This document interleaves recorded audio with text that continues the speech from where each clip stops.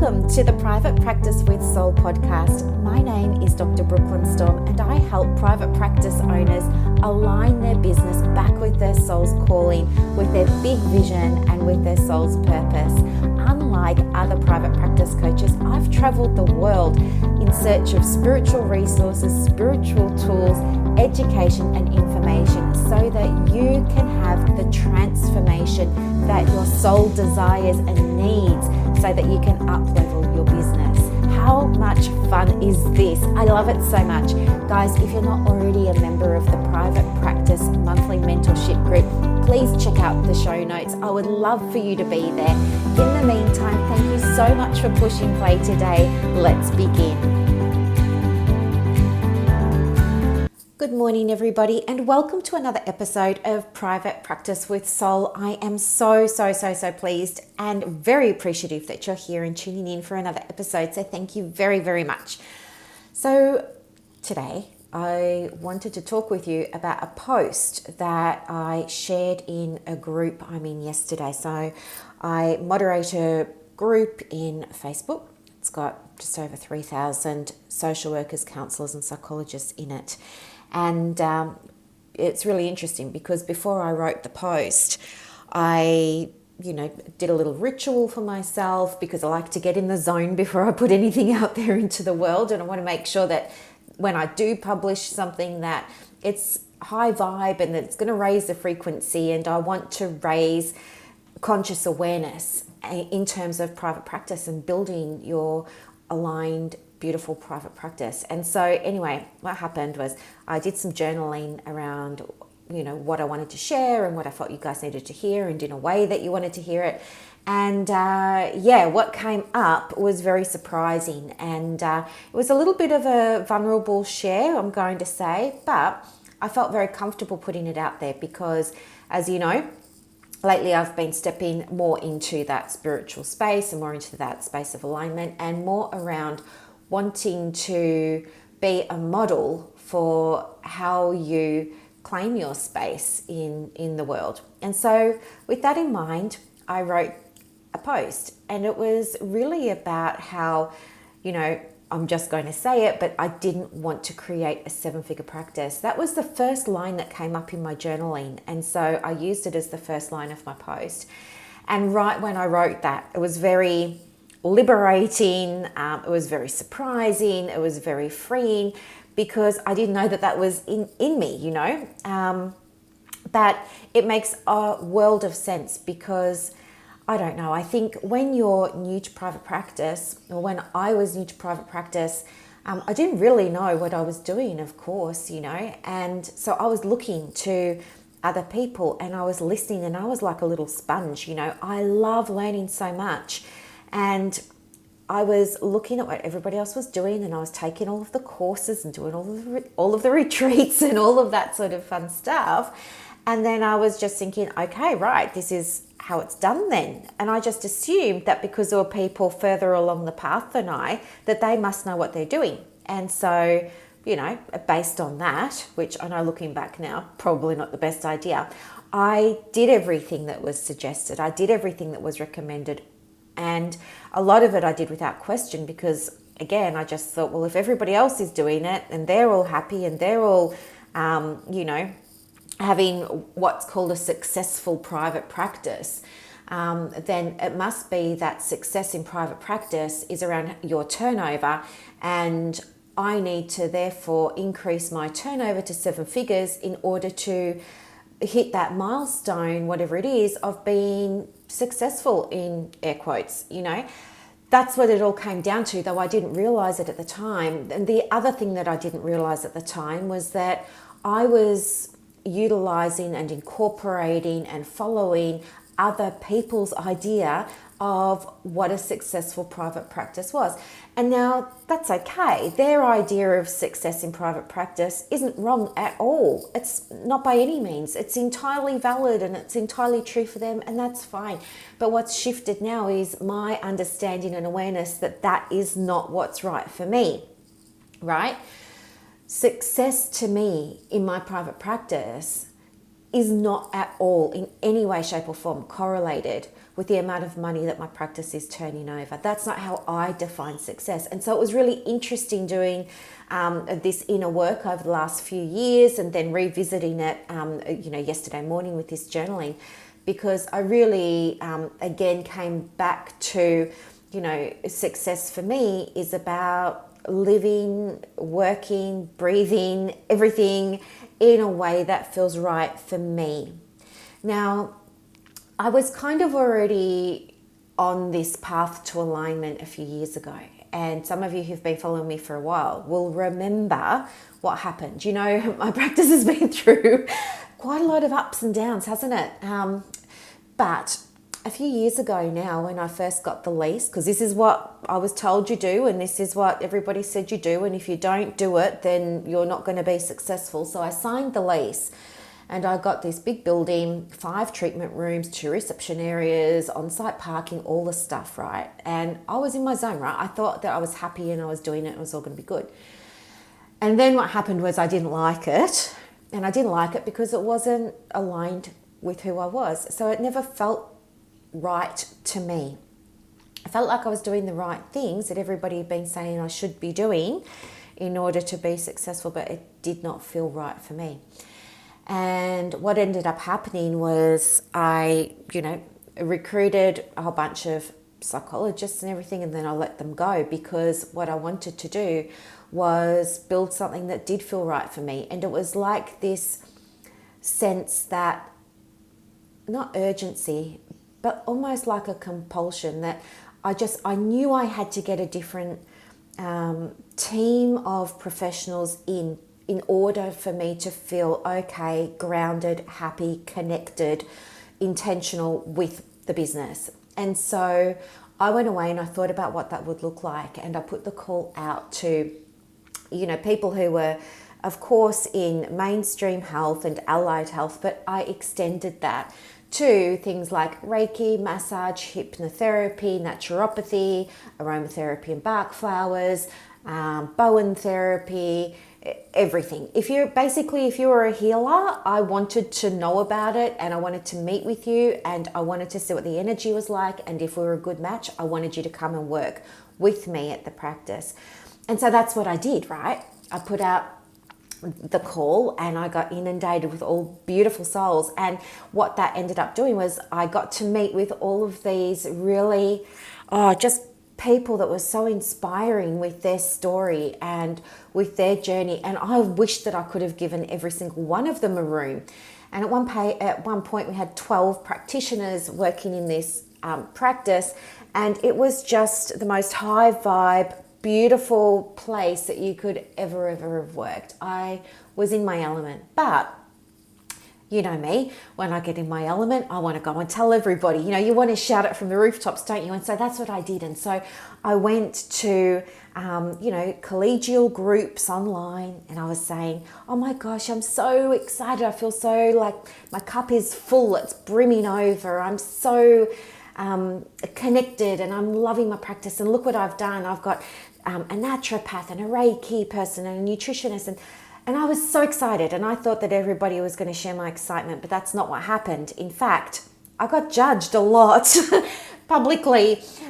People were saying I was bringing the profession into disrepute by associating it with non-scientific, non-evidence-based professions and healers and workers and all of this sort of stuff. And I was like taken aback by this, because I guess my energy then was in love and light and compassion and kindness and all of that sort of beautiful good stuff, that kind of pink light, white light stuff. And so then when other people are saying to me, stop, cancel all the contracts, don't do this, we're going to report you because you're bringing the profession into disrepute by associating it with nutritionists. And I was like, what is going on here? And so then I questioned, wow, am I really doing the wrong? I had no idea that this was going to be so disruptive. I had no idea that this wasn't going to go down so well. I thought that this was going to go over exceptionally well. So when the opposite happened, of course, I doubted myself. And so then I was thinking, well, what are we going to do now? And over time, I started talking to people who were working at my practice about what was going on. And I was saying to them, what do you think about this? And it was really interesting because being around people who are driven by their purpose and who are beautiful souls and who come from a spiritual space and who understand that not everybody's on the same journey and that not everybody is at the same level of, conscious awakening and conscious awareness and things like that was really, really helpful. And so I allowed everybody to stay, and I kept my team, and we were never happier, and the clients were never happier. And yes, we lost some referrers, but that's okay because they were no longer aligned with where the practice was going. And what ended up happening was we started to see referrals coming in from new places. So now we had allied health practitioners referring to us, and we started to get clients coming through the doors that weren't on Medicare plans and things like this. So the naturopath would cross-refer to the hypnotist would cross-refer to the Reiki girl would cross, and so then we had all this cross-referral happening within the practice, and our clients were loving it, and they were referring to us as a one-stop shop.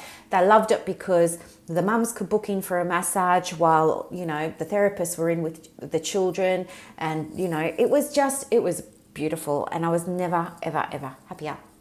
And so I wanted to share that, and I guess I wanted to share with everybody in the group and you guys as well. And I sent it out to my email list yesterday and had some beautiful responses from that, is that, it is okay for you not to want the 7-figure practice. That's okay.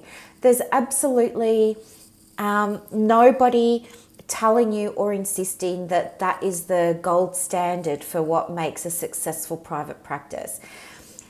If your goal is to have a 7-figure practice, that's different, because once you hit that 7-figure turnover, then you're going to have been successful in terms of hitting that goal. But that financial goal doesn't define, it's not the only benchmark for defining success in your practice. The success in your practice is going to be different to the success in mine, is going to be different to the success in somebody else's. And here's the thing, guys, you get to choose what success in private practice looks like for you. So it might be about money, and that's fine. It might be about longevity, and that's fine. It might be about your ability to adapt and evolve, and that's fine. It might be about your ability to grow and scale a team, and that's fine. You get to choose what success looks like for you, all right? You get to choose. Don't do what I did and, just be really naive about it and just follow blindly because you think that's what you've got to do, and you'll get yourself into hot water. Avoid the mistake that I made by using some critical thinking here and start to think to yourself, okay, if it's not going to be a 7-figure practice, what would success look like for me? How would I define that? Is success for me a practice that feels connected to my purpose, that embodies my values, that embodies my beliefs, that embodies my vision, and that is responsive to the needs of clients? Maybe that's what it is. Is success for you in your practice understanding that traditional ways or conventional ways are not going to work for every single person, and so therefore you have an expansive approach to the services that you deliver. So in terms of your services, of course you have some over there that are all evidence-based and meet all the criteria of Medicare, insurance companies and stuff like that, but then you might also have a space over there where you're doing some of that other work, that's less about the clinical stuff. It's less about diagnosing, it's less about pathologizing, it's less about medicalizing, it's less about that cold mechanical manualized approach to treatment, and it's more about a holistic view. You get to choose what you want it to look like, right? So what I would encourage you to do is, I've got some journal prompts for you here so that you can start unpacking for yourself what you want your private practice to look like. So I'll give them to you in 1 second. But here's the thing too. We're in June now. It's the first week of June. We've got 3 months left. Now, if you're living in Australia, you're probably noticing that there are a lot of end of financial year sales happening at the moment, aren't there? And there's a lot of drive around stimulating the economy and this, that, and the other, and that's all good. But what I want to say to you is that since I put this post up, I've had a number of inquiries about how I can help you as a practice owner find success in your business, define it, map it out, see what that looks like. And I want to tell you, yes, I absolutely can help you. And I've got two ways of doing that. The first way that I can help you is with a coaching program. And that's different to things that you may have experienced before. The coaching program goes for 90 days or 3 months, and we have 3 private one-to-one sessions a month, and we have a week off there for implementation. In addition to that, coaching isn't about giving you answers to everything. Coaching is about helping you find the answers to your own issues, to your own challenges, to your own problems, so that you can have freedom in your private practice, whether that means stay home more, whether that means do less of the direct client work so that you can work more on the business, whether it means you start to learn how to be the director in your practice rather than still hold on to an employee mindset. All of those sorts of things, that's what we cover off. There are people who are wanting help with recruiting, and we absolutely do that in the 90-day program. And I've got countless cases of people that I've worked with who've had trouble recruiting. They've come for the coaching, and by the end of the 90 days, they've built a team. It's possible, and you can do it too. And it's not hard. My approach is different to other coaches' approaches because I'm a soul-based practitioner, but my approach works if you do the work, okay? Kind of like anything. So you have that option there. And the next round, I only accept 5 people. Applications are coming in now. We start again on the 1st of July, all right? So you've got that. You might be wondering about fees and costs and everything, and I'm happy to have a conversation with you about that. So hit me up on the email. I'll put my details in the show notes. Now, the second way that I can help you with your business is through a group coaching program, and it's only 97 Australian dollars a month. It's about 50 or 60 US. And again, you get 3 group coaching calls, plus you get education, tools, resources, swipe files, access to courses and programs that I'm selling at the moment elsewhere. So you have that as well. And that's only available to you if you're a private health practitioner or you're working in the health space, okay? Other people can't come into that. And you need to be a private practice owner or looking to start your own business, looking to start your own private practice, okay? So I'll put the link to both of those in the show notes, and I would encourage you to go and have a look at them, because if you're in Australia, you might want to look at taking advantage now of being able to claim a tax deduction for doing something for your business, like the 90-day coaching program, okay? You can invest in that now, claim it as a tax deduction, and I would love to help you with that. Okay, so the journal prompts. Considering your private practice at the moment, okay, and how you define success in your private practice. Here's prompt number 1. What am I getting from this situation that isn't my ideal? What am I getting from this situation that isn't my ideal? What am I getting from how I define success right now and what's showing up in my practice that isn't ideal? All right? Number 2, where does my success, or where does my definition of success in private practice come from? Where does my definition of success in private practice come from?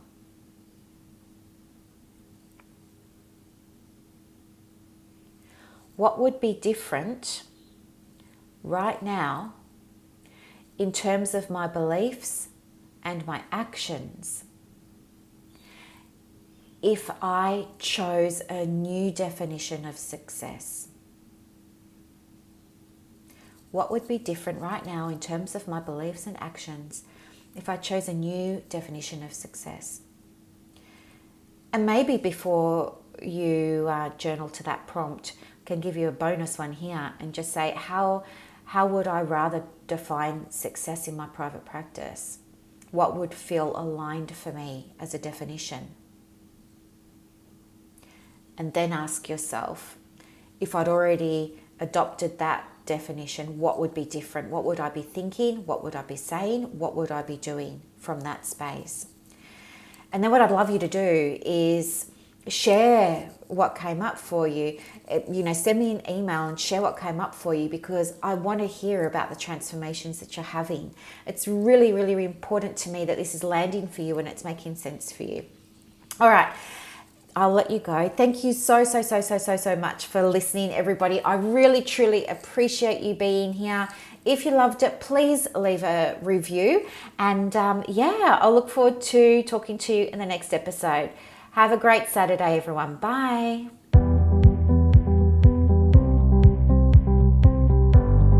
Thank you so much for listening to this episode of the Private Practice with Soul podcast today. If you're looking for clarity, if you need help with branding, your processes, and bringing everything into alignment with your soul's purpose for your private practice, head to the show notes and click the link for more information about the Private Practice Monthly Mentorship Group. You are going to love it. I can't wait to see you in there. Thanks so much for listening. Bye.